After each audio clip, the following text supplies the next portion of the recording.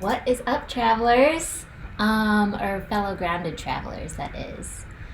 And Derek just went live on Instagram, so he's finishing up some stuff on his phone. That's why he's looking down. But hope you guys are all having a great Sunday morning and have your coffee or tea or water or whatever with you. We've got our coffees here. Derek made his with some frothy foam, too. Got the frother with my Nespresso machine. It's very nice. And this is a Harry Coo mug from Scotland, kind of the Highlands cow. So yeah, I very was colorful. using it in the last. I used that mug in the last live stream. I stole it this time. But it's clean, we promise.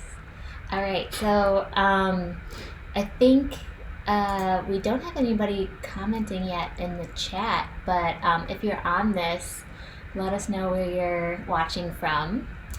And I also asked to let us know what your favorite thing is you've done at home this week. And Derek and I can answer that while we wait for you guys. Yeah, why don't you start? So our favorite thing... No, your favorite thing. My favorite thing, because Derek has a different answer. I'm my own man. On Friday night, and I posted about this on my Instagram story, we started watching a really awesome show on Amazon Prime. That's a travel show about Japan, and it's with the British TV presenter James May. And what we did was we ordered in sushi from a local restaurant nearby that we definitely want to keep open. And then we watched 3 hours worth of Japan information and fun British humor. So that was a really good time. Oops, sorry, there's a siren right outside our house. That'll go away soon. But Derek, what about you? So, let's see here. This week, did a number of things. Did some editing on a lot of photos, which was kind of fun because I got to kind of, delve back into the archives back to 2018. And most recently, yesterday, I did a bunch of photos from our trip to Bath back in 2018. Which was a lot of fun, and during it, it's kind of funny, we were there with some family and whatnot, and a lot of times when I'm with family, when I'm with Eliz, and I've got my camera, and there's things I want to go out and capture and shoot, I want to, do photography stuff, and maybe the people I'm with aren't really into that, and they want to go shopping, and they want to go see some, buy some trinkets or whatnot. Who are those people? What are those things called? Tea... the tea cloths or whatever, tea towels? Tea towels, stuff like that. We don't have tea towels. We do. We have tea towels from Castle Combe and stuff and the Cotswolds. You don't say. We gotta dig those up, quarantine style. That's from a long time. I think those have survived the moves. I don't know. Yeah, we've moved a few times. We've moved a few times since then. But so it was kind of fun getting to go through and relive those experiences and see some of the things I had been able to capture on that trip while I kind of ditched the family and went exploring so I could take some pictures while they didn't get bored and they got to go do their own thing. I think we went and ate lunch. Well, we met up for lunch. Yeah, I don't know. I remember I had a pasta or something like that because I remember I posted it on my Means to Eat account. That's actually something we can talk about later a little bit. Not really sure where Derek was going about his favorite thing he's done this week. Oh, but I was editing a lot of photos with the bath, and it was just fun. It's going down memory lane and all that stuff, which was kind of fun. And looking at old vacation photos this time, at this time, probably is a good thing. Yeah, so Bath, for those who have maybe never been to England or whatnot, it's relatively close to London. It's in Somerset. It's a pretty easy day trip from London. Highly recommend it. You can do it actually combined with Stonehenge pretty easily. So if you're in London for a week and you want to get out of the city and maybe go explore some of the surrounding areas, there's a number of great day trips. Bath is definitely a highlight. Named after the Roman baths, the rooms that are there. It's pretty neat. And then like I said, Stonehenge you can do kind of along with that because it's along the route. And then, if you wanted to spend a day or two within Bath, you can also do kind of a day trip out to the Cotswolds from there, which is a pretty easy jumping off point. Exactly. But yeah, lots of great day trips from London. Let's circle back to that and check in with everybody, but we can talk a little bit more about that too. So, cool. Let's see. So Brian Barkhammer, hi from Michigan. Hi, Brian and Stephanie. I assume Stephanie is with you too. We made a new bucket list of fun places that we want to travel to when this craziness finally ends. Speaking of craziness, Derek just tripped over the laptop cord. I didn't trip. It made it sound like I It definitely sounded a little tumbly over there. I'm alright, guys. He's good. I stuck the landing. I'm looking for something. He's looking for a travel book right now on my bookshelves. Anyway, so hey Brian and Stephanie. Hope everything's good in Michigan right now.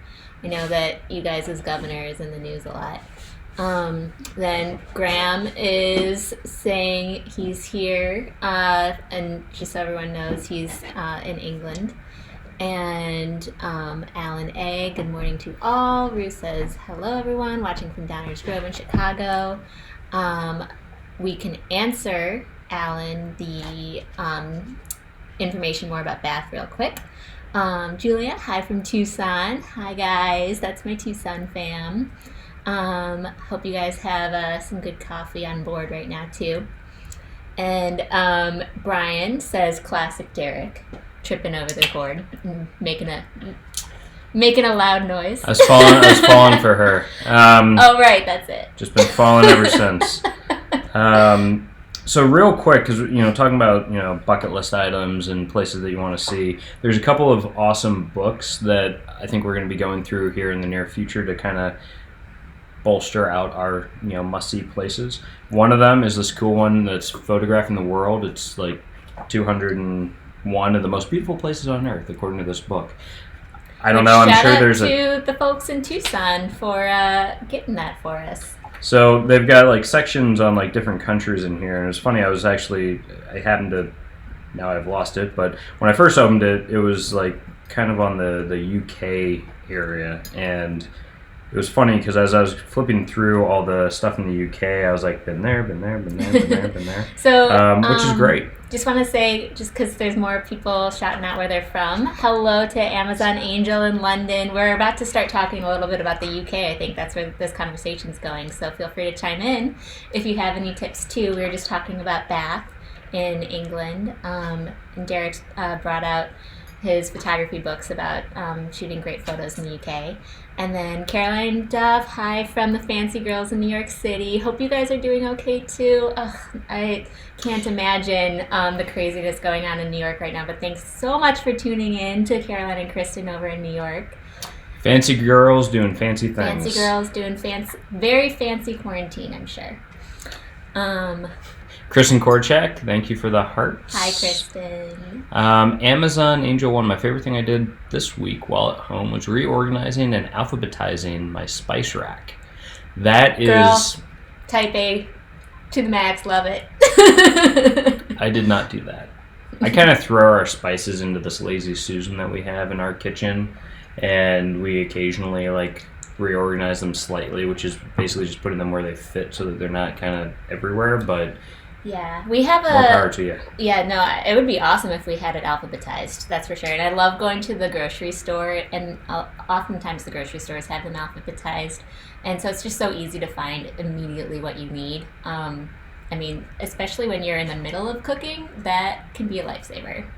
Hi Lisa, hi Uncle Bill from Florida. They're over in Gainesville, Florida. Hope you guys have your coffee too. Thanks for joining this morning. This will be a fun conversation. Seems like we have a good group so far. Graham's asking, Amazon Angel, how many spices do you have and what's the most exotic? That is a great question. Keep us posted.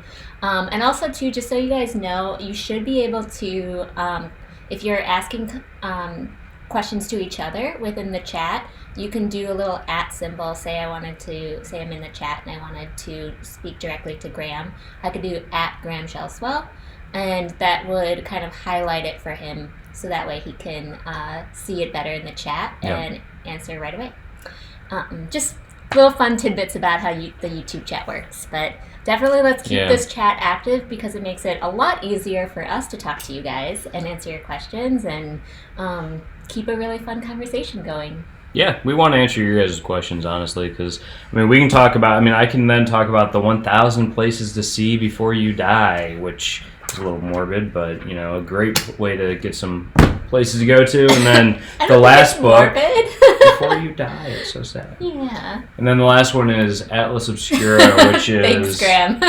an explorer's guide to the world's hidden wonders, and it has a bunch of like places that maybe you wouldn't necessarily think to go to, and kind of some fun stuff. So. Yeah.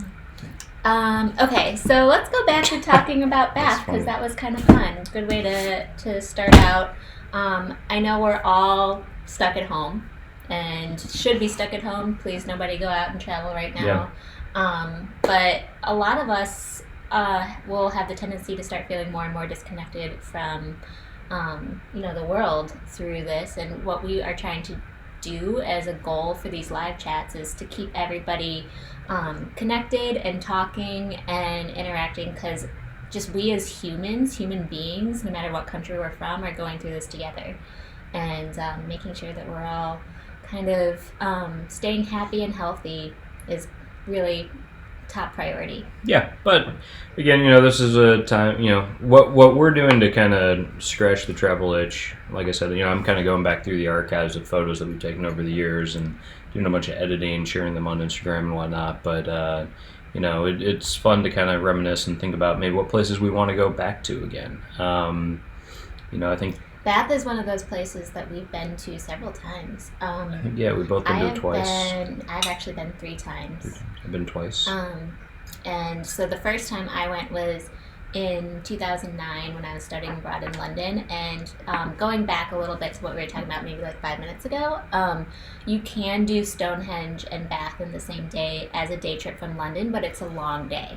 But a lot of tour companies will offer that as an excursion. So it's a relatively short stay at Stonehenge. It's usually you hit Stonehenge on the way to Bath. So so the process for that is, let's say you are staying at a hotel. I, of course, was living in a flat with lots of other people at the time. And so they just had us all get in one coach bus.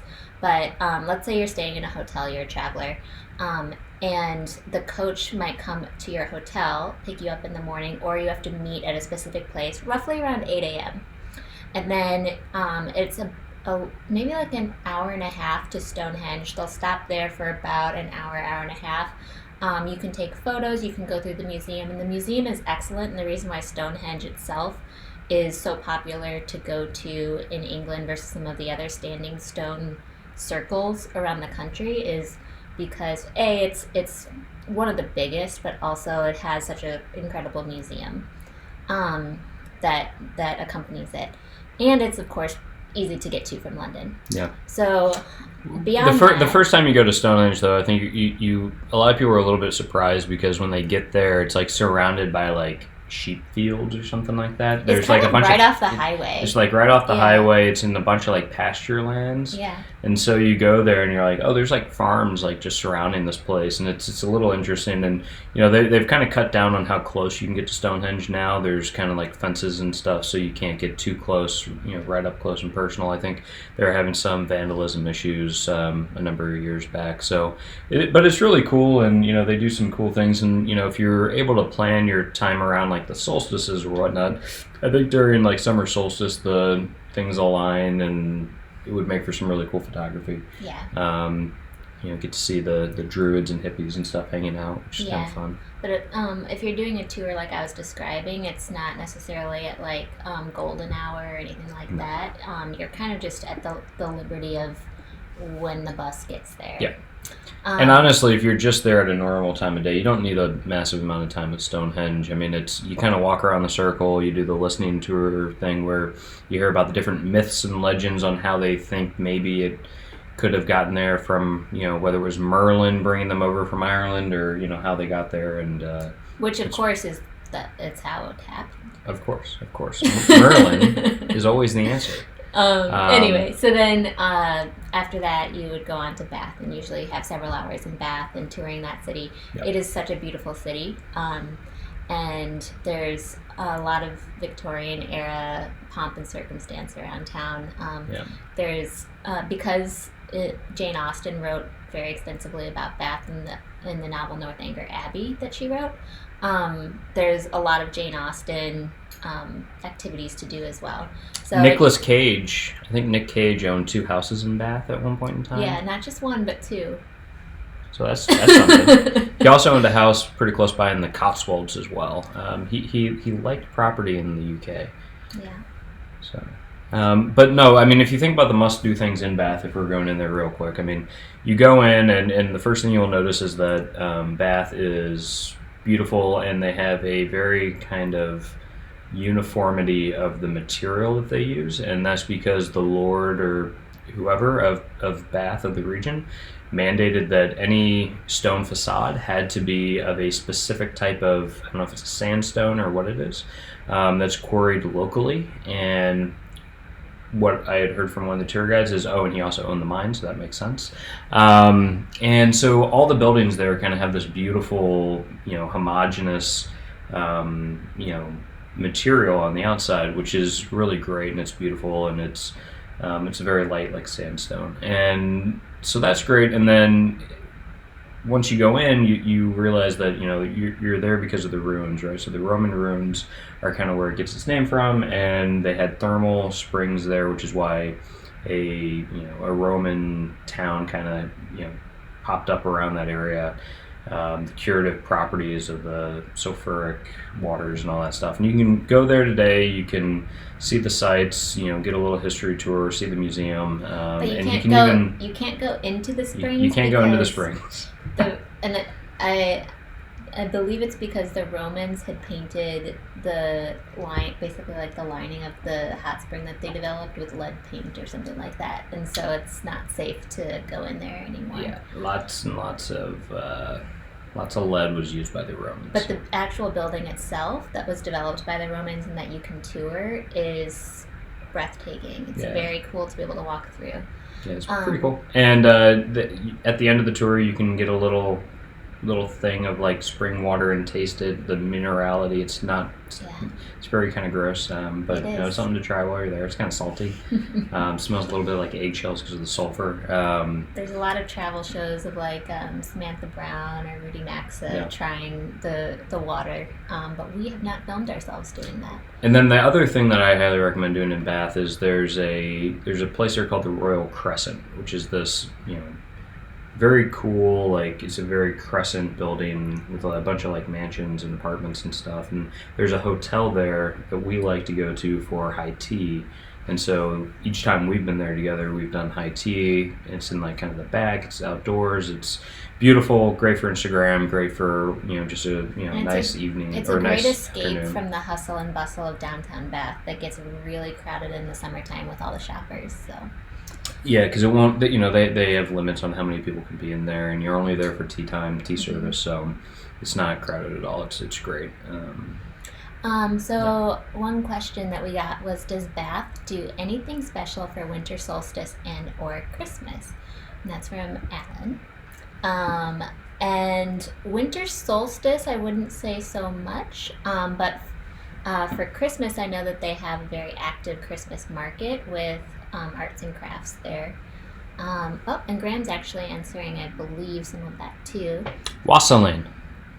So I guess that's where they wassail. Well, let's read what Graham is saying. So Graham says they have a tradition in Somerset called wassailing, where the townspeople will gather in an orchard, sing and shout loudly, hang toast on the beeches of the apple trees, and pour cider. So I assume that's a Christmas tradition that you're describing. Here we go, a wassailing, That's pretty cool. And so pour cider around the trees. And it sounds like, he says, it sounds like I'm making it up, but it is a real thing here in England. That's so cool. Well, specifically in Somerset. So is it fun. a hard cider or like a branches, not beaches? Yeah, that makes more sense. Graham. That does make more sense. Toast. Okay. That's interesting. Okay, so I think we have missed some stuff there. Yeah, so we've missed a few questions from Brian Berkhammer. Oh, you're going all the way up now. Derek's now. So just so you guys know, the chat that we see is a little bit different than the chat that you guys see. Yep. Only in terms of like it kind of hops around. It's a little bit more delayed, unfortunately, on our end. Graham, I just noticed your like entrance, and it's pretty funny. I'm in. Entertain me, guys. Okay, will do. Watch him damage grow. This we've already gone through. I know. Give me a second. Okay. Okay.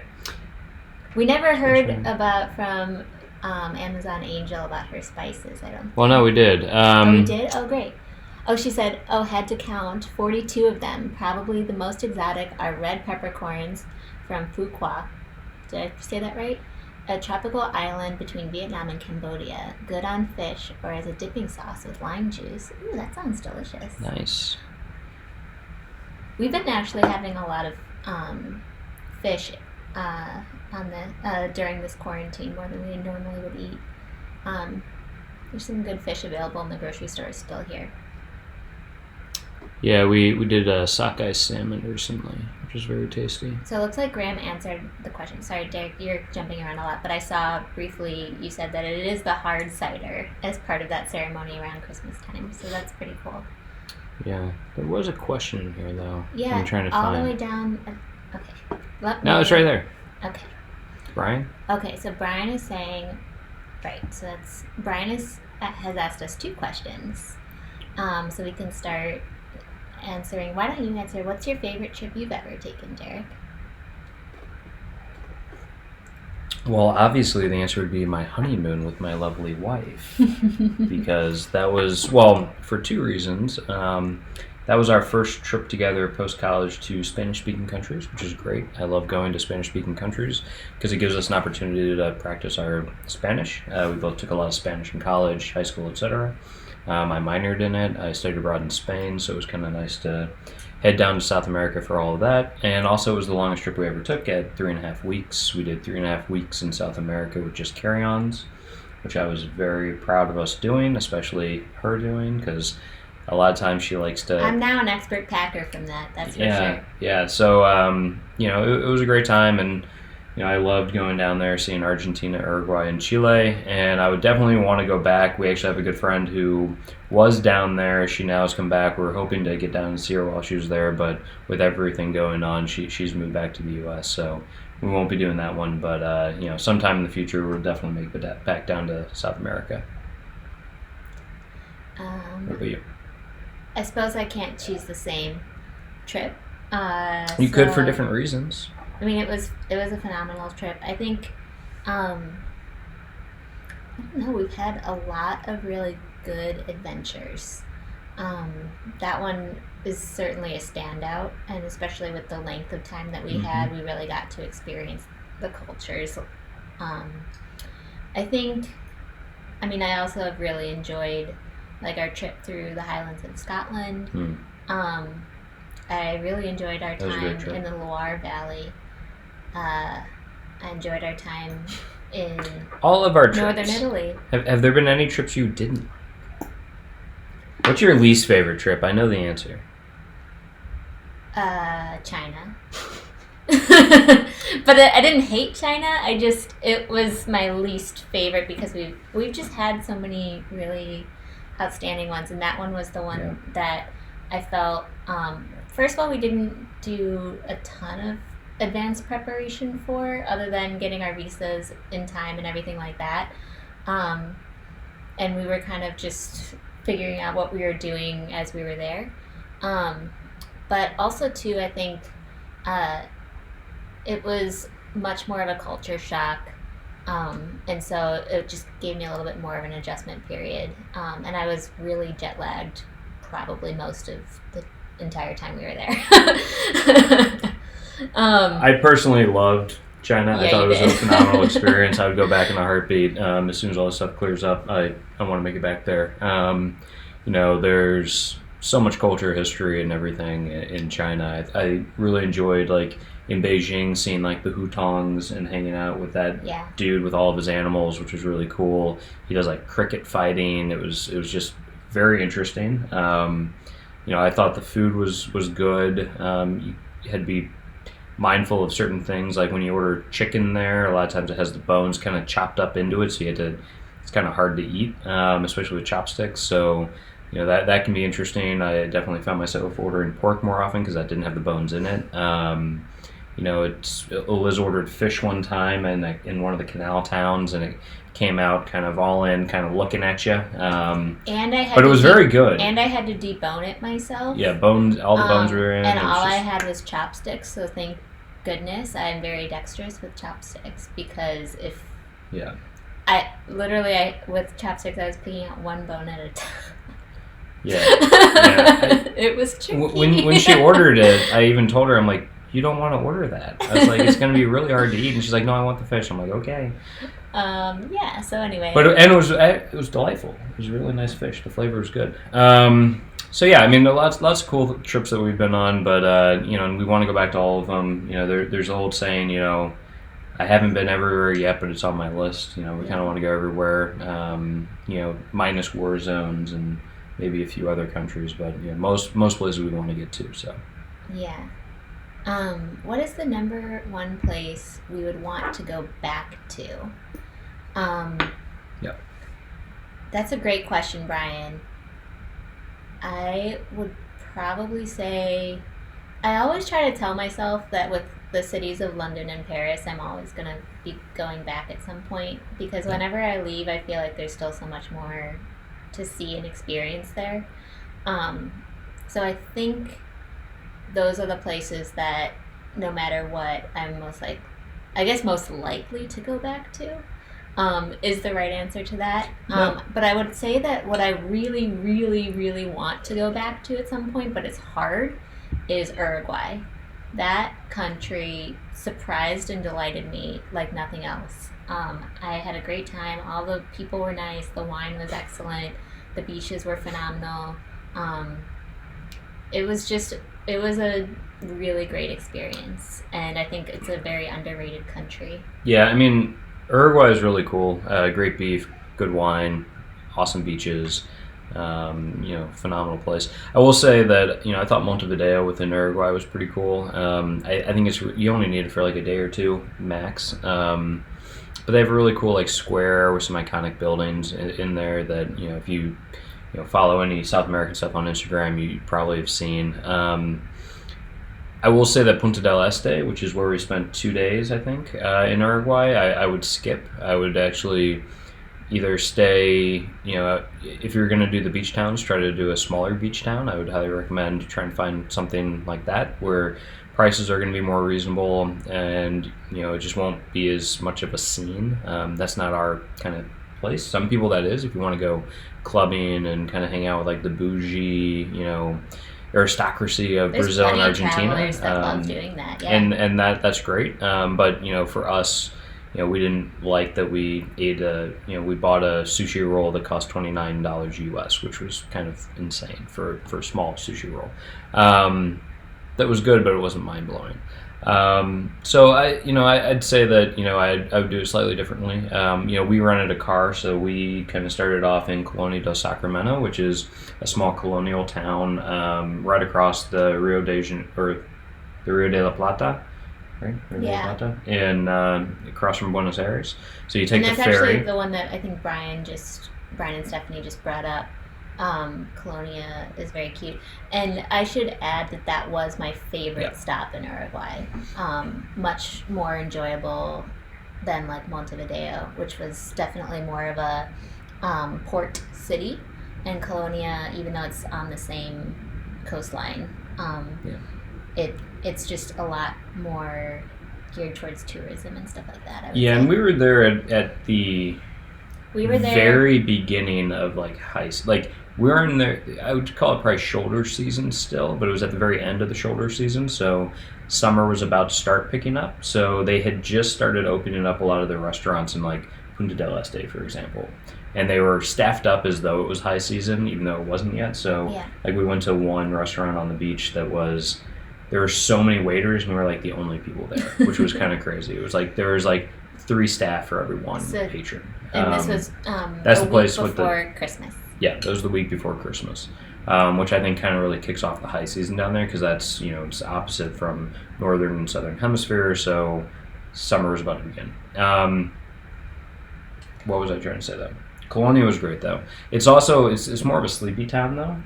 It's not bustling by any means. But if you're looking for kind of a reprieve from like the craziness of Buenos Aires, it's a great stopover, go relax or recharge for a couple of days, maybe a weekend.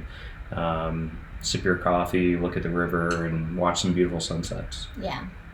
I know that there's a ferry directly from Buenos Aires to Colonia to Sacramento, Yep. and also one from Buenos Aires to Montevideo. So if you ever have a choice between the two, I would choose Colonia.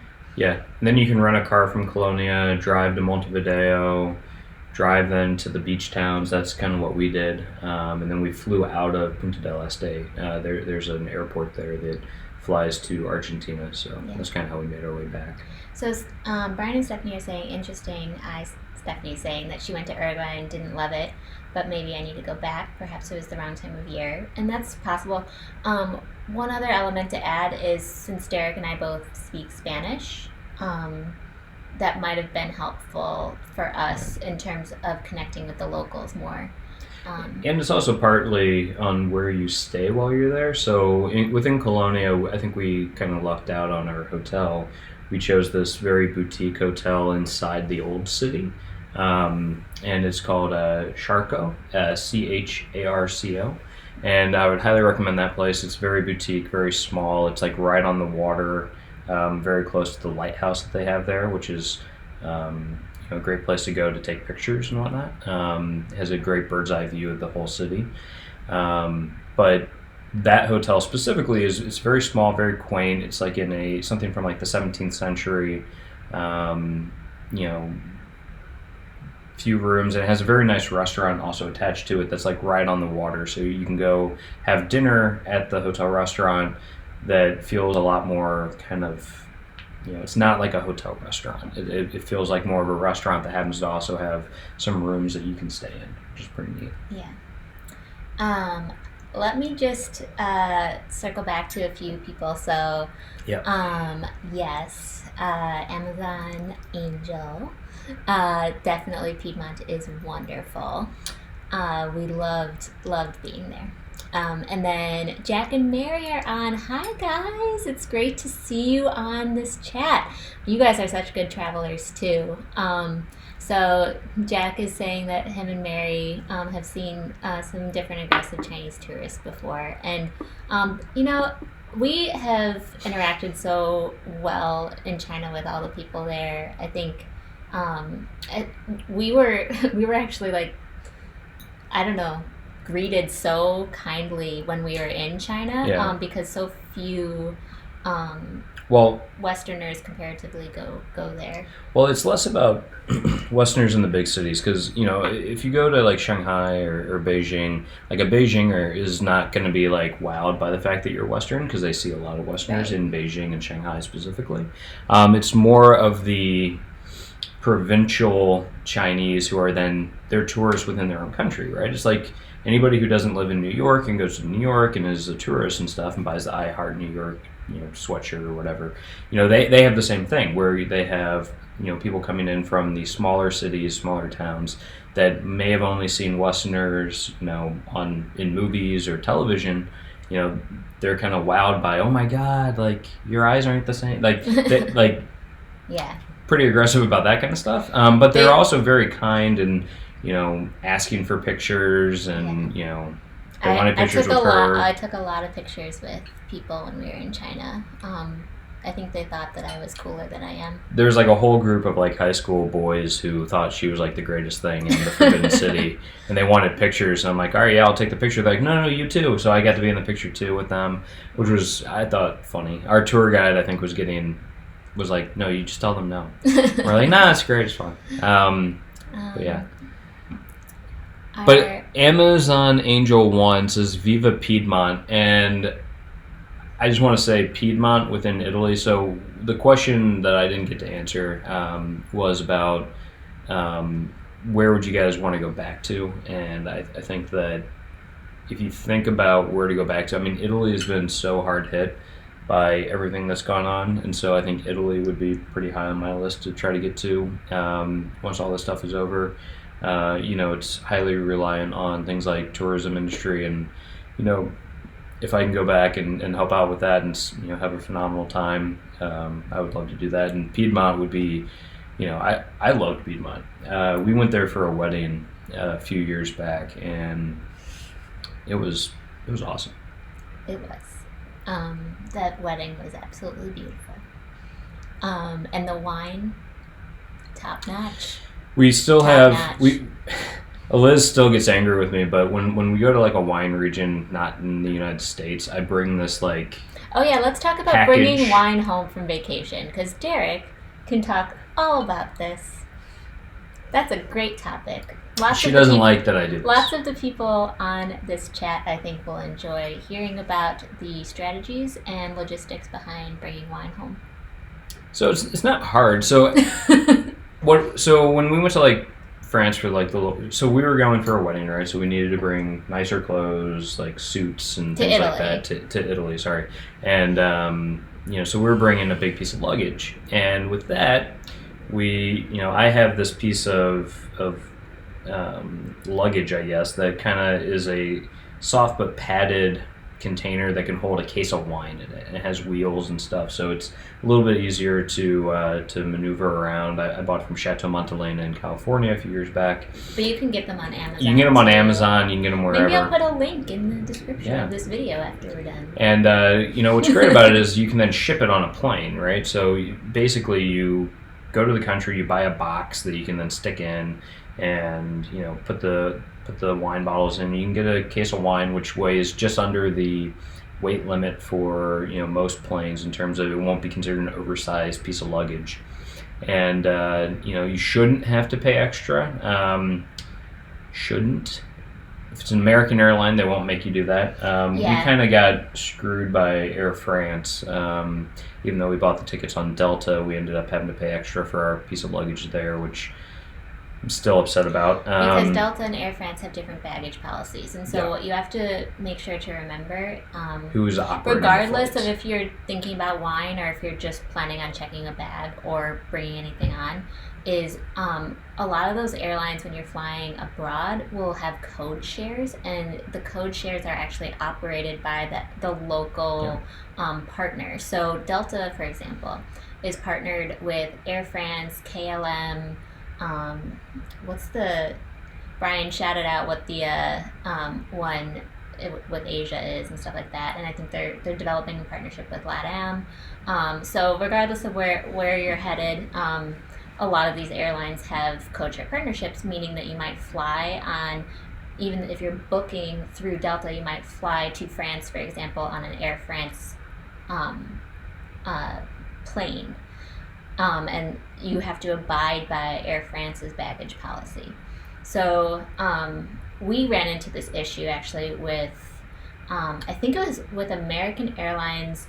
We were on a British Airways flight when we were flying within the UK, and or perhaps flying back from the UK to the US. And the hand baggage policy actually had a weight limit on hand baggage, which we don't have our hand baggage that we bring onto the plane weighed in the US typically. Yep. So we had way too heavy of hand baggage, because typically we both carry all of our photography gear, my laptop, etc. So we had to start transferring a lot of things from our hand baggage into the checked bag, which was a huge hassle at, first of all, I think it was 5 a.m. A lot of brain cells being used at 5 a.m. for that. But also just because we had so many delicate tech things, we were putting things at risk that we didn't really feel comfortable. Yeah, but we can talk about baggage stuff later. We never really finished with the whole wine thing. We got a little sidetracked there. So just getting back to the wine stuff. So my first thing with wine is I would only buy wine to like bring back from a place and go through the hassle of it if I'm going to a place where there's either an arbitrage opportunity between how much it costs in country versus how much it costs to buy here in the United States, to the extent that it is distributed to the United States. One good example would be actually in Uruguay, right? with the whole pricing thing, I would say that a good place for that is actually Italian wines. If you go to Piedmont, you can buy a Barolo or a Barbaresco significantly cheaper than you can buy it in the United States. So there's actually a reason to bring it back. In France, I would say that that's less of the case. I think that French wine is actually pretty well distributed here in the United States. I think that if you're going there and you're bringing back wine, the reason to do it is to bring back wines that are maybe from smaller producers that do not have distribution in the United States, so you can't buy it here, even if you wanted to. So that's a good reason to buy wine there and ship it or bring it back with you. And then that also kind of plays into what I was going to say before, which is in Uruguay. Eliz really loved the Tannat wine out in Uruguay, and you can't find that. It's like a Cabernet Sauvignon, similar. Yeah. In terms of. And that's harder to find here in the United States. So if we went back again, we would probably try to find a way to bring back a case of wine from there. Yeah. So those are kind of my reasons for doing it, and I like the idea of buying a Barolo or a Barbaresco from Piedmont, bringing it back with us, letting it age in our wine cooler for or a wine fridge for 10 years, and then drinking the profits because we spent so little on it back then, and now it'd be really expensive to get that similar vintage and bottle today. So still aging them. They're downstairs. We're going to open them one day, I swear, and it'll be delicious, I'm sure. Yeah, but Derek did a ton of research into how to bring wines back. Yep. You should be able to just bring it like a normal check bag. I mean, I would be very mindful of making sure it's packed securely. You can either use. There's a lot of. Anybody who's ordered wine from a vineyard, there's two ways that it usually comes. A lot of times from California, it'll come in cardboard kind of packaging, which is pretty safe. The other way that is a little bit more safe and actually better from a temperature control standpoint is they do have styrofoam ones that is a little bit less eco-friendly, but in terms of like keeping less likely to have like bottle shock from the different temperature changes and whatnot, that's a great way to bring it back. And as long as you're reusing the styrofoam time and time again, I can kind of lie to myself and say I'm not destroying the environment, but she doesn't like it as much. There's also, if you run into a situation where you want to bring back wines, one tip that we have, if it's like, let's say you just went to the Loire Valley and you're going to fly out of Paris and you have a little bit of extra time in Paris, or let's say you were in Napa and you're going to fly out of SFO, San Francisco, and you have a little bit of time, go to a wine store within the cities and they might have like boxes that they just got their shipments in and perhaps might give it to you for free. That's kind of like a buy a bottle of wine and grab a box with it. Yeah, or that too. Like that's just a last ditch effort if you run into an issue with having bought wine. All right, so we're a little bit behind on everybody. Yeah, so Brian's saying I'm looking it up and it looks awesome. I'm assuming you're talking about El Charco, the hotel. Definitely go there. Jack, our Ireland trip in May, Memorial Day, got canceled, but we're hopeful we'll get to go. Have you guys been? So I've never been to Ireland. And I went with my best friend Rachel in 2014, and we went around the island. So what we didn't get to go to was like Donegal in the very far north, but other than that, we went from Dublin to Cork to Galway, and then a town kind of in the middle, and then back to Dublin, and had a phenomenal time. That would have been a really, really great trip. I'm sure you're going to be able to go again, especially I don't think Ireland has been as hard hit as a lot of other European countries too. Granted, that can change in an instant. So, I mean, but I think it's a beautiful country. May would have been a perfect time to go. I went in March, not over St. Patrick's Day, but right after, and it was a bit rainy, and you definitely needed to bring a raincoat basically everywhere you went because the climate can go from sunny to rainy in an instant. I mean, everything in the British Isles, is kind of like that. Same. Waterproof shoes, highly recommend it. Bring waterproof shoes. I actually ended up buying waterproof boots while I was there because sometimes I just like to. I needed them first of all, but sometimes I also just like to buy things locally because it's just a little bit more geared towards the local climate anyway. Um, but yeah, I mean, the people are super friendly. Make sure you go to a pub like every single night. There's tons of live music at the pubs, so if you just walk around kind of the high streets or the downtowns and stuff, you might start hearing different folk music coming from pubs and go into those because those are the ones that you're going to have a great time at. And just talk to the locals. Irish people are super chatty. Yeah, one of these days I'll make it to Ireland. I really want to go to the Giant's Causeway in, I think, Northern Ireland. Yes, me too. I have not been to that. That would be really cool.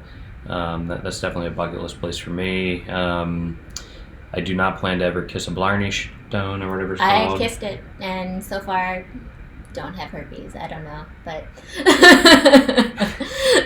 there's a whole thing about people urinating on the Blarney Stone, so just don't kiss it. I wouldn't. Amazon Angel 1, we'd rented a villa in Piedmont in May, but sadly had to defer it. Yes. Oh, that's a bummer. That is a bummer. I'm assuming that would be kind of for your anniversary too. You guys will get to go. It's easy because you were saying earlier. Is that Catherine? Yes, it's got to be Catherine. Oh.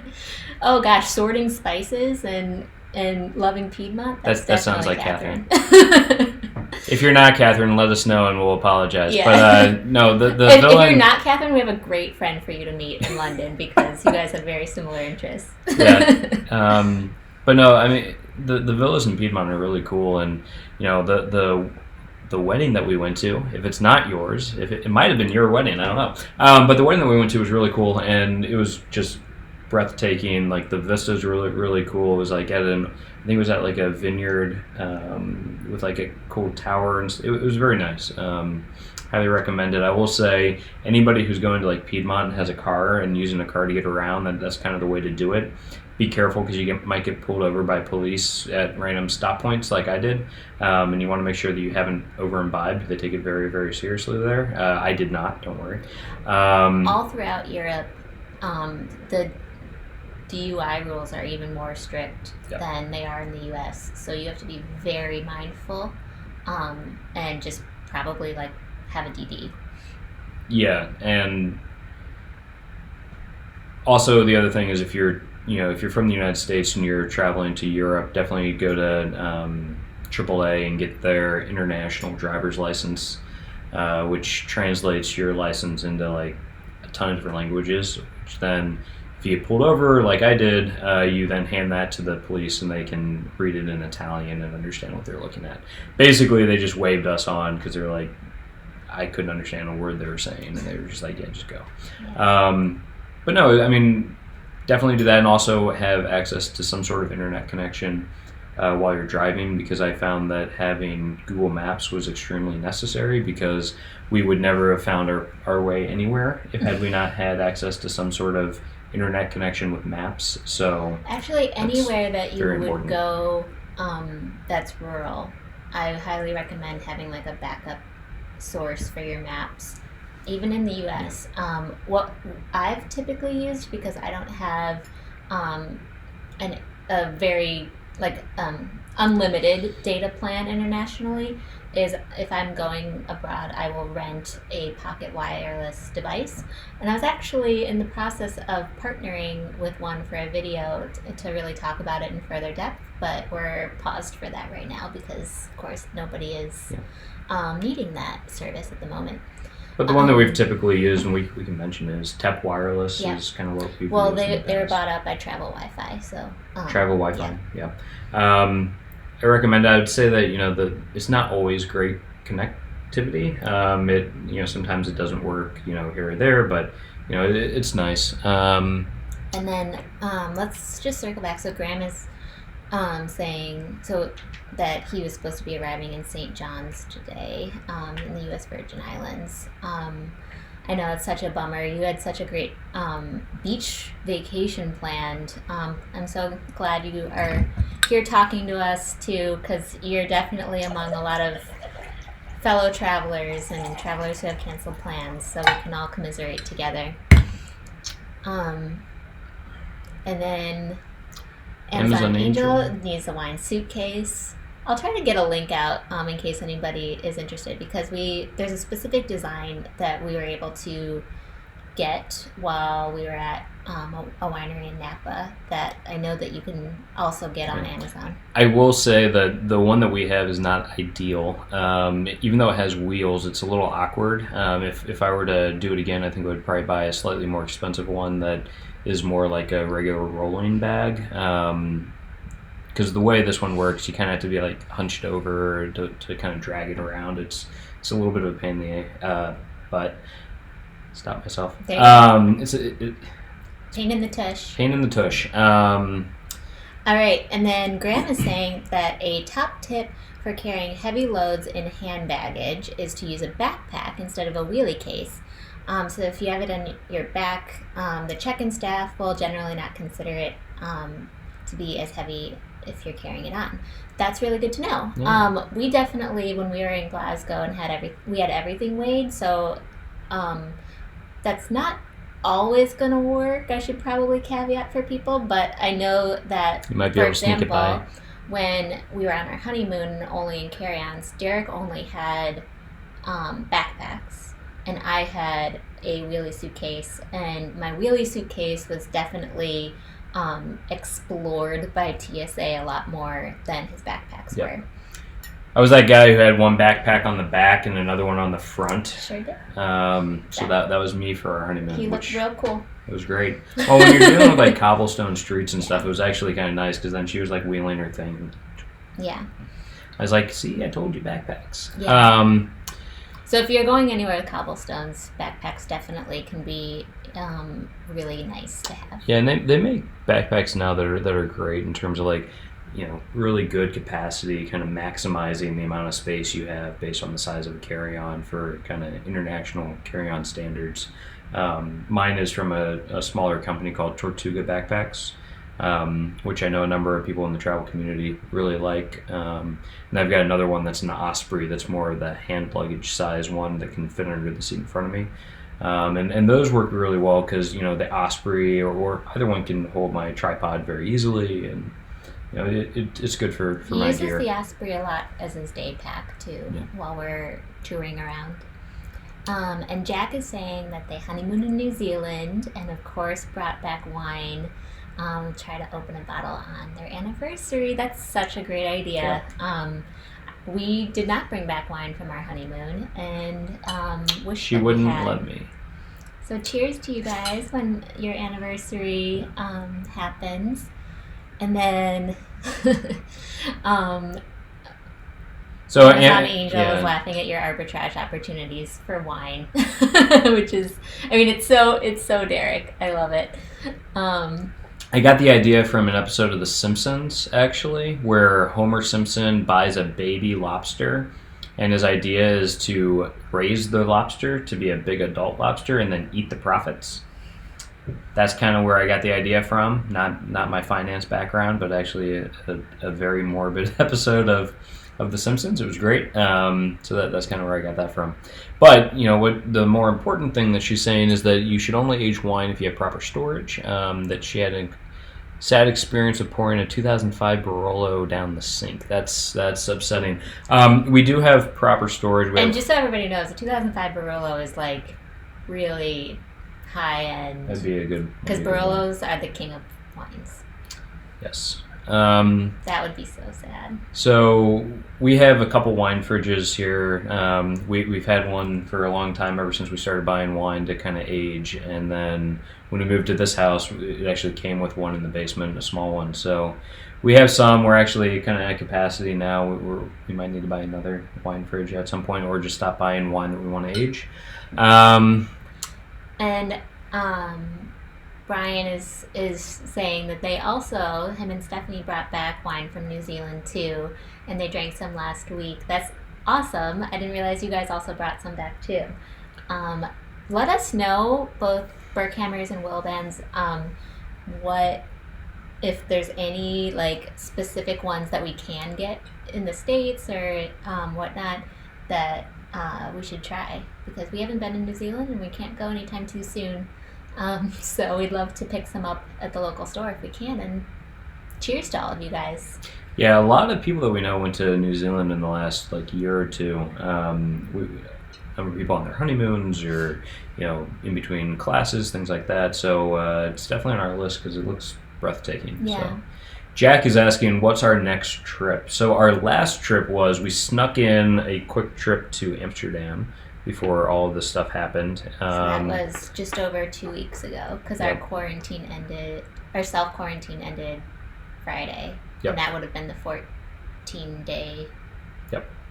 And so we kind of snuck something in under just under the line. And we are which was healthy, great. Just so everybody knows. Yeah, it's fine. Okay. At this point, if we develop anything, it's not because of our trip to Amsterdam. It's because of American people. But yeah, no, it was a fun trip. It was great. Had a good time. Saw a lot of the Anne Frank house. Did Amsterdam Tower or Adam Lookout and stuff.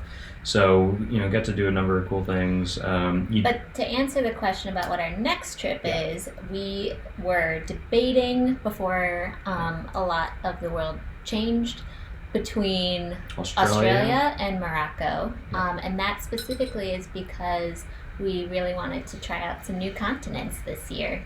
Yeah. Another goal of mine for 2020 was to hit up the remaining few states that I have not been to, so I can say that I've been to all 50 states.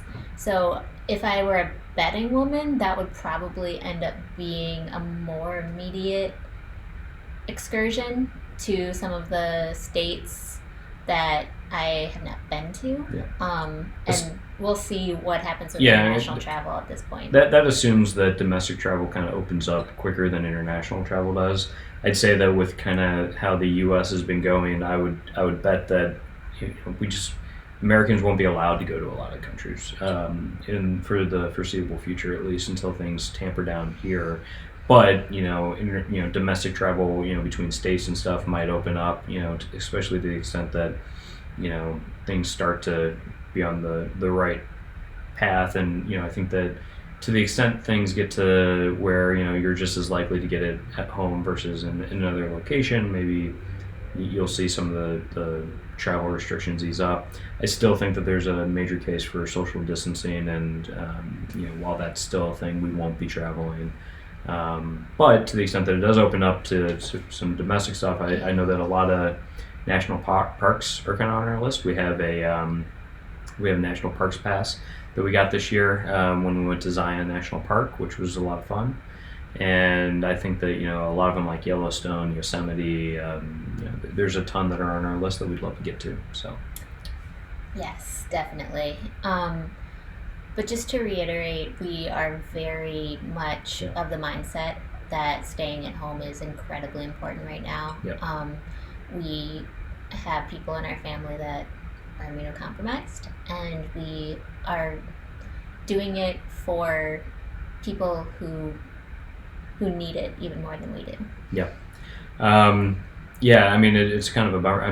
My mom has issues with her immune system, and so, sadly, we won't be seeing her anytime soon. And we were hoping to get down there. We would never want to be the reason why someone got sick or worse. Yeah.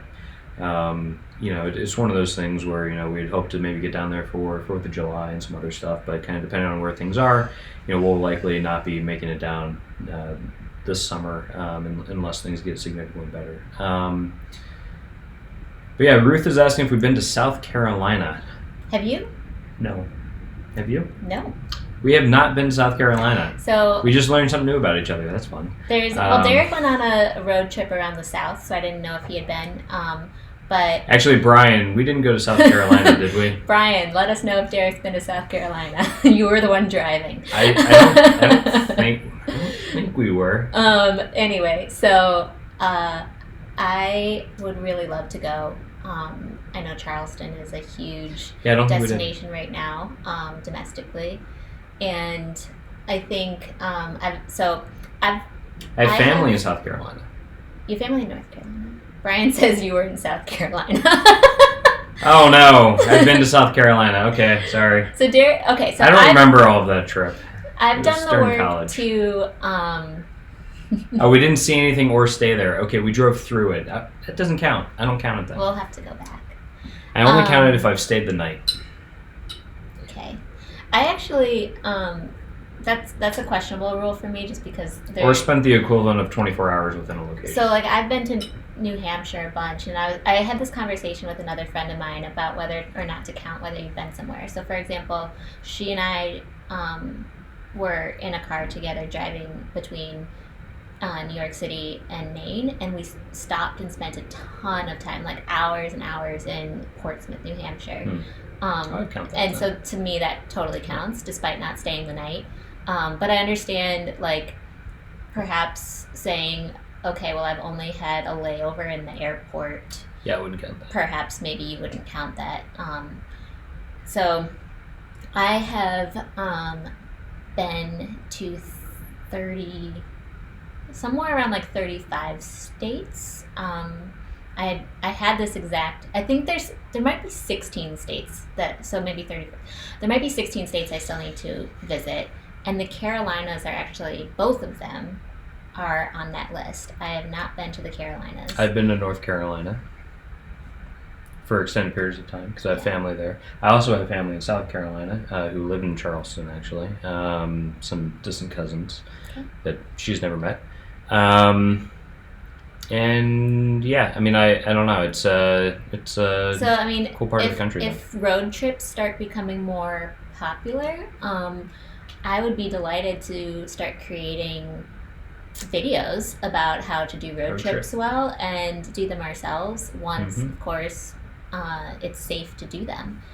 So if you guys also have destinations that you're interested in seeing road trip wise or talking about, maybe that's something that we can all chat about. Yeah. What is the equivalent of 24 hours, Derek? 3 hours on Neptune, a month on Mars?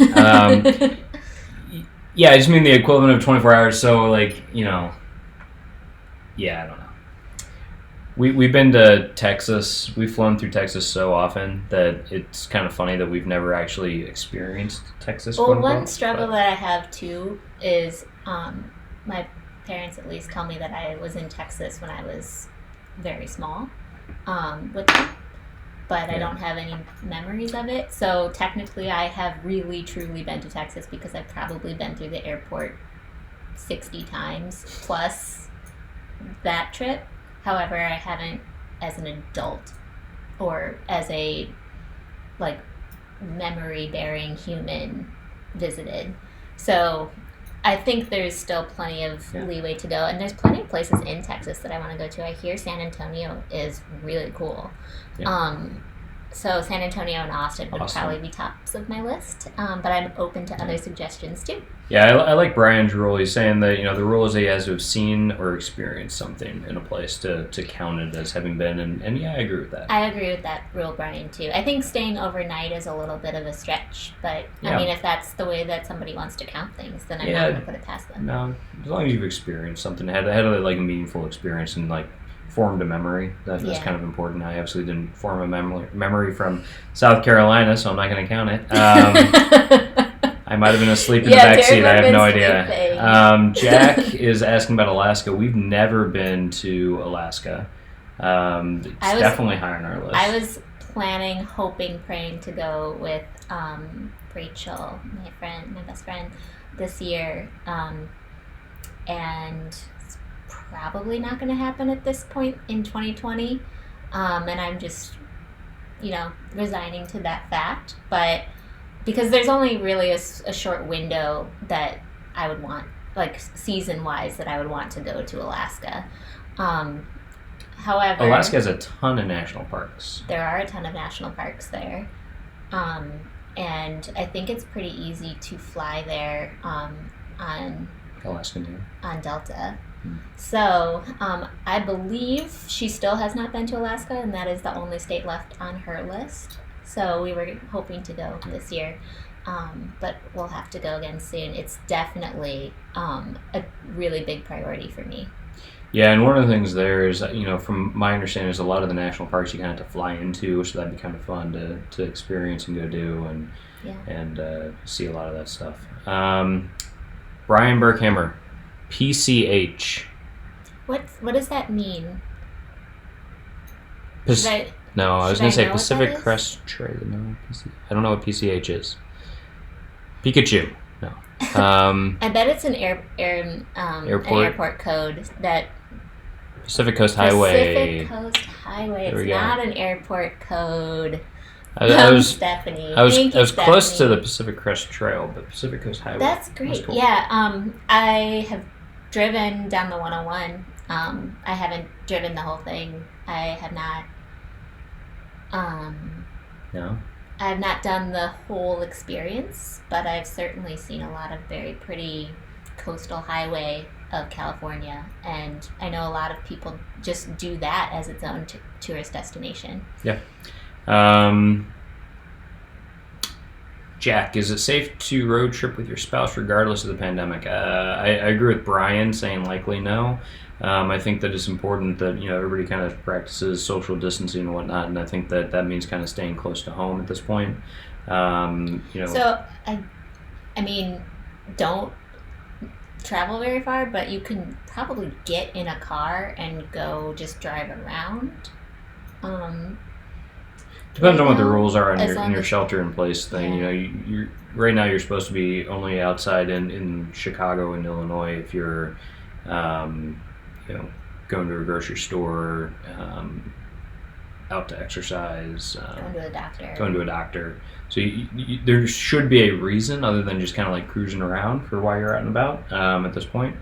I would say the bigger concern is, like Brian's saying here, spreading it along the path if you are carrying it, if you're not, and you could, accidentally take it into an area that has not been exposed yet. Yeah. Because remember, like, even on road trips, you'll walk into like a rest stop or something like that. Rest stops, get gas, things like that. So, I mean, I wouldn't recommend it if you are doing it. Make sure that you're bringing all the, necessary things like disinfectants and stuff to wipe things down as you go. And it's still debatable how long the virus lasts in the air. Is airborne too. I've seen studies saying a lot of different things. Yeah. So there's just a lot of stuff we still don't know. So I wouldn't recommend it. But, if things open up, I think road trips might be something that, we would look at doing once things are a little bit more well established and known. Been wanting to go on a trip to Alaska for a long time, but not so much Al. Yeah, Alaska would be fun, Ruth. Al, come on, let's go. Why not? Definitely don't do. I don't think you can drive there, but if you fly there and then drive around a bit, it'd be kind of cool. Yeah, I mean, driving there would take a long time through Canada, I would imagine. Yeah, so Stephanie, even if you're going from Washington. Yeah, so Stephanie is saying, I want to see Big Sur, like Jack Kerouac. You want to be a beatnik, maybe? But yeah, Big Sur's supposed to be awesome. Great. Is that a state park? I think Big Sur. It's a town. But Big Sur is also Sur like is a place in California. But I'm sure it has a lot of state or national parks nearby too, but I thought Big Sur was like specifically a natural place. I don't know. Derek's I'm looking this up. I'm looking at Big Sur. We're on the edge of our seats. It's a rugged stretch of California's central coast between Carmel and San Simeon. I don't know. Yeah. Bordered to the east by the Santa Lucia Mountains and the west by the Pacific Ocean. Thank you, Berghammers, for joining. It was so great to have you on, and enjoy your lunch. I know you guys are a little bit ahead of us time-wise, so very cool. Always good to have all of our fellow traveling friends on. Yeah. Yeah, Caroline, Pacific Crest Highway or Pacific Coast Highway in a convertible. I agree that would be the way to do it. Just wear sunscreen. Yeah, I think for a lot of those like big trips like that, though, you need to have, I think you need to embrace like a mentality of flexibility, right, in your schedule, and it's not the destination, right? It's the trip that is really the the experience there. It's the same with like driving along the Route 66 or the Scottish Highlands. Any sort of road trip. Part of the experience is the journey and not the destination or whatever. But you can, you want to have the flexibility to like stop off if you see like a beautiful vista or site to kind of like take in. And if you're me, have a camera and probably be really annoying to her, like, I gotta stop. So we can capture a bunch of stuff, and it's great. Yeah. Let us know if any of you guys have kind of road trip dreams that perhaps were tabled until 2020, because I have a feeling we're all going to be starting to think more and more about road trips once hopefully a vaccine comes up, or hopefully the spread at least diminishes for this virus. Yeah.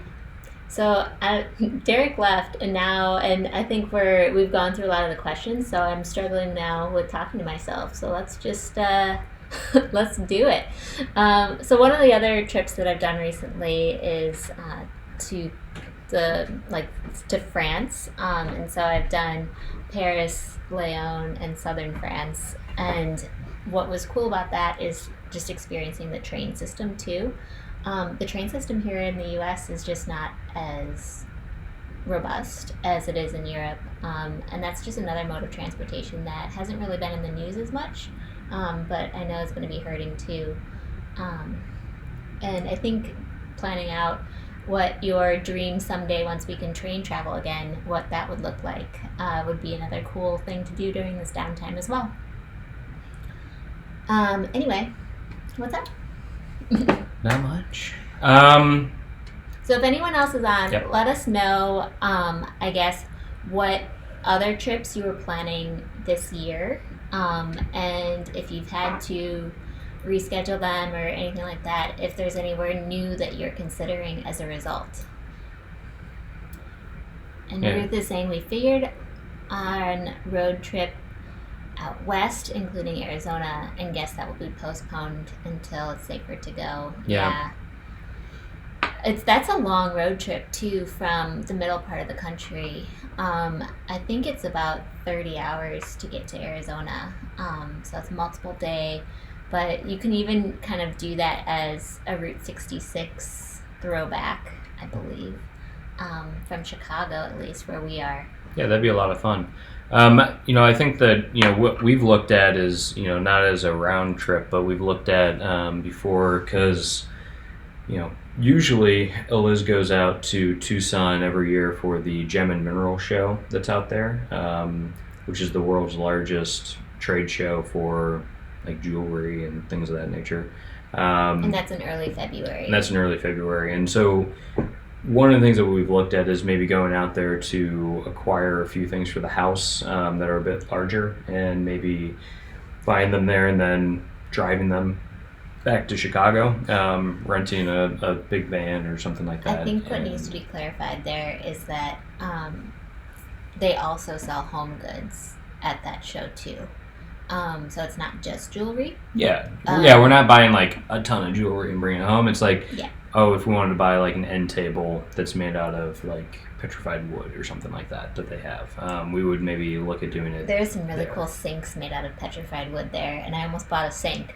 And then I was like, this is crazy, I shouldn't get a sink. Yeah, I got a phone call. I got a phone call one day, and she's like, I found a sink to buy. I'm like, how are you getting it home? She's like, I don't know, but I want it. The craftsmanship of some of the coffee tables and just other home things is phenomenal, and you can find things from all over the world. There's people that come in from everywhere. And it's significantly cheaper to do it that way than to buy it retail from like a Restoration Hardware or something like that. And it's artist. You're buying from the artisan. You're buying more directly from the source. So that's kind of fun. So this is a good question. Alan A says, are you guys trying to collect anything in your travels? Are there any themes to collecting? So I love bringing back mugs from different places. This is a great example of one that we brought back from Scotland. It was in Scotland. Was it Inverness or was it Glasgow? It was definitely a really cool like arts and crafts, Oh. local Scottish artists store, and that was hand designed. Hand decorated in the UK. Yeah. So what that's one thing that I love to do. However, when I travel with just a carry-on, Yeah. and for a week, there's oftentimes not enough space for even tiny souvenirs in my bag. So I have been bringing home fewer and fewer souvenirs as I have traveled more, and I'm it's just by nature of the space that I give myself. Well, the other thing is that it's a lot easier today to kind of bring back memories because you have a way of capturing it. So you don't have to, buy a souvenir necessarily to remember your trip by. When you can, use this to take a video, post it to your Instagram, and then you kind of have it forever, which is kind of cool. So we do a lot of stuff that way, via pictures. And we're always taking pictures and everything because, I love photography, and so does Yeah. Eliz. So I would agree with Derek there. But if you're, art, we also travel a lot.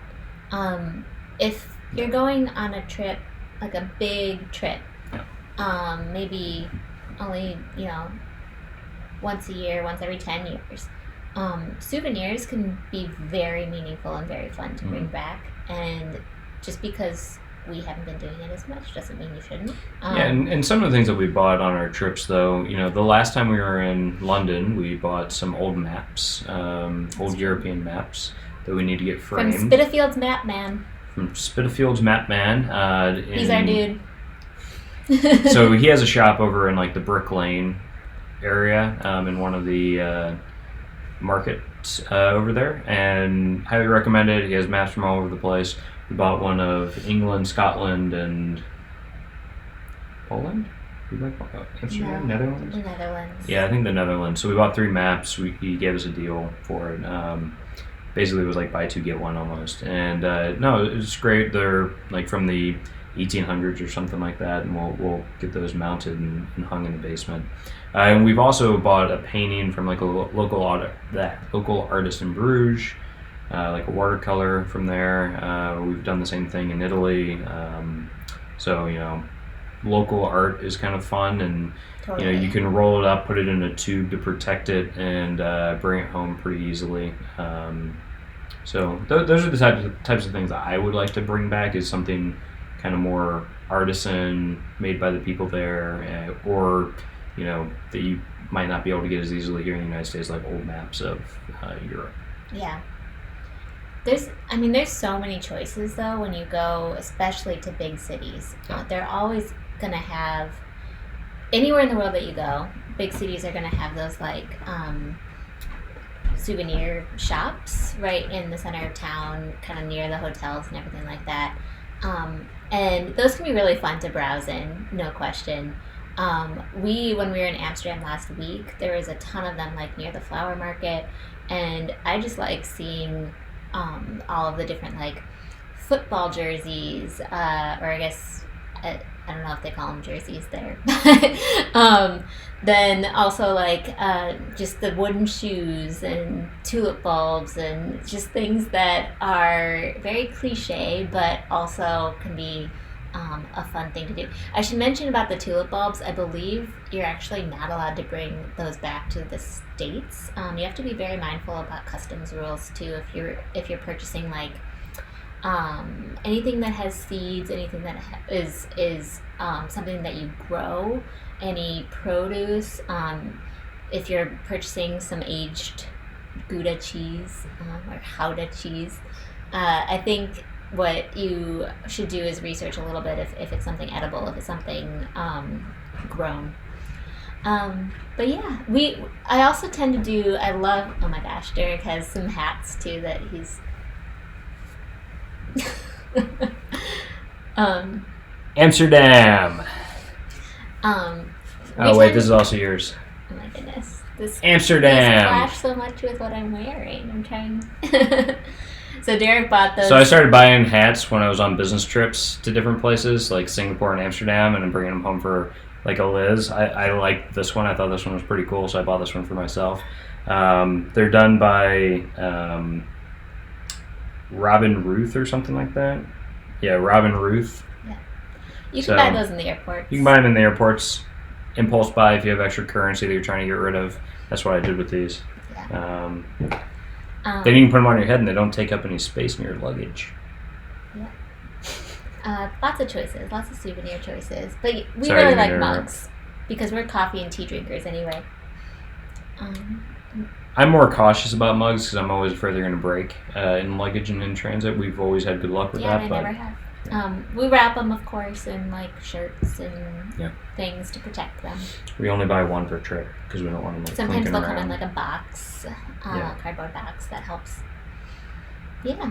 So that's what we bring home. I don't know if anybody else brings stuff home. Please let us know because I bring home wine. Obviously, wine is a great souvenir as well. I remember hearing somebody say that the I think it's Rick Steves talks about it never tastes the same, at home as it does, when you're in the location where you're drinking it. Like he says that Italian wine just tastes better in Italy because you're in Italy experiencing the whole thing, and it's just not quite the same. Yeah. In the Midwest. I think he's trying to, for that, he's talking about being a cultural chameleon too, and doing an effort to consume the local cuisine and local alcoholic beverage of choice. So instead of having like an Italian wine when you're in Ireland, perhaps you're going to have a Guinness, and vice versa. If you're in Poland, you'll drink the local beer versus a Guinness or something like that. So. Well, if you're in Poland, you'll probably drink vodka because that's the drink of choice in Poland. That too. And then, stouts in Ireland, pilsners in Germany or whatever. Belgian beers are phenomenal. Some of the best beers out there. So drink local. That's what I like to do. French wines, always French wines in France. Ruth, have you tried sticking a pair of socks in your mugs? Yeah, we stick, shirts or depending on the size of the mug, we'll stick things in there to make sure they, maybe don't, get crushed and whatever stuff. We have. That's another thing too with packing is you have to be a little bit creative when you're trying to protect breakables. Yeah, or just trying to save space. If you're packing shoes, sticking socks in your shoes. Yeah. So you're not taking up space elsewhere. Kind of fill every nook and cranny that you can. But she has a great, video on packing and long haul flight essentials and whatnot if people are looking for it. In wintertime, if you need to have like bigger, thicker closed-toed shoes or boots or something like that, packing the socks within those shoes is going to be a huge space saver because they already take up so much room in a piece of luggage. Yeah. But looks like the chat's winding down a bit, so... Yeah, we haven't gotten many new questions, so let us know if you have any others, but it was really great to have everybody on Sunday. Start our days together, and I hope everybody's doing okay in this self-quarantine, self-isolation, social distancing, everything like that. It's hard on everyone. It's been really tough, I'm sure, for a lot of people, and we're all going to get through this together, and that's why we wanted to have this type of connection with you all, is to bridge those gaps that we're all facing. Yeah. Caroline, thank you very much. Lovely to see our faces. We appreciate that. Great to see you guys. Great to see you guys and Thank interact. You so much. And if you are still watching and have not subscribed or liked this video, please feel free to do so. If you close out of the chat, you can press the like button, and then also if you want to subscribe, please feel free to press that red subscribe button below. So hit notifications so you know what's going on. Yep, so that way you never miss a video from this channel. All right, well, I hope everybody's doing okay, and cheers. Talk to you all soon. Peace. Bye. How does it work? We got this.